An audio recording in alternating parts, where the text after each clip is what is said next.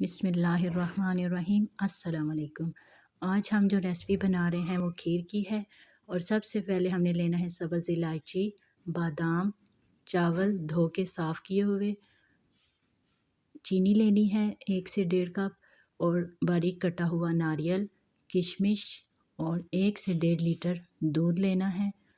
और खुशबू के लिए हमने इसमें केवड़ा ऐड करना है। आप यकीन कर लें कि तमाम चीज़ें साफ़ और धुली हुई होनी चाहिए, किसी चीज़ में मिट्टी ना हो। उसके बाद हमने एक बड़े पतीले में दूध ऐड करना है और दूध जब गर्म हो जाए तो उसके अंदर हमने चावल शामिल कर लेने हैं।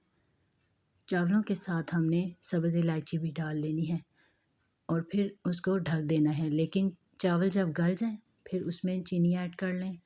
अगर पहले से चीनी ऐड कर दी जाए तो चावल नहीं गलेंगे।